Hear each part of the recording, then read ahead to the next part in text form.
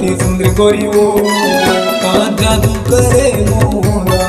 मोर मन मोहना राजा गा कहाँ जादू करे मोला।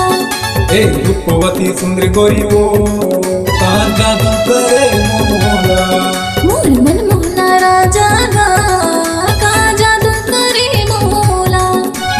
हो गयो दीवाना ते दूर जन जाना, और हो गया दीवाना ते दूर जन जाना। मोरे दिल में कतक अरमान सजाए कैसे बतावा तोला। ए रूपवती सुंदर गोरी वो कहाँ जादू करे मोला। मोर मन मोहना राजा गा कहाँ जादू करे मोला।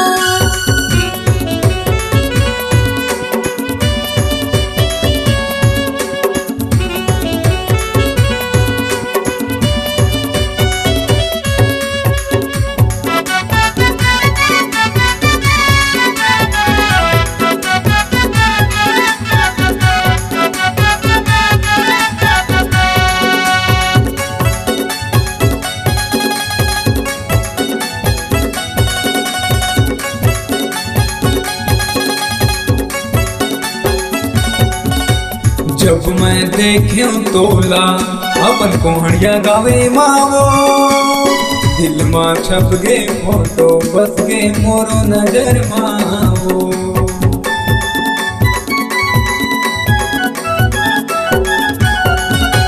खुला है दिल के मोर दरवाजा बस जा दिल के भीतर माँ।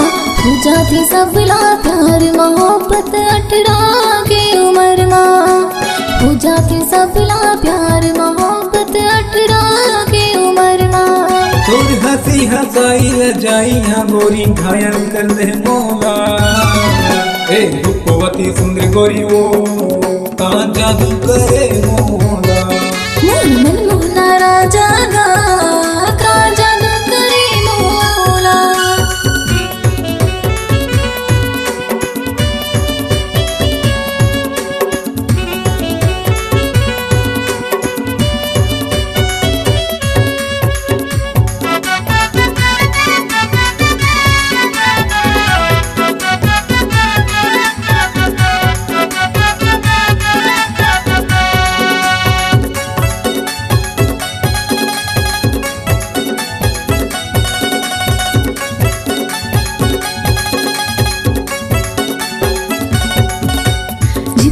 मोती बन के चमक हमर माया होगा। देख के घायल पागल होते कको हमर माया लागा।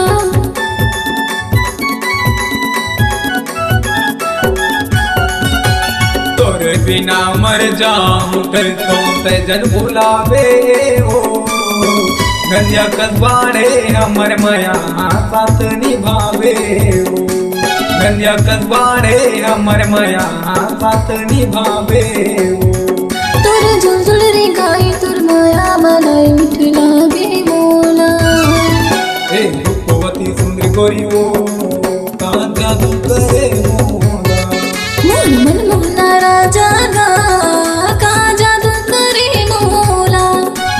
हो गयो दीवाना ते दूर जन जाना, और हो गया दीवाना ते दूर जन जाना। मोरे दिल में कतक अरमान सजाए कैसे बतावा तोला। ए रूपवती सुंदर गोरी वो कहाँ जादू करे मोला। मोर मन मोहना राजा गा कहाँ जादू करे मोला। ए रूपवती सुंदर गोरी वो कहाँ जादू करे मोला।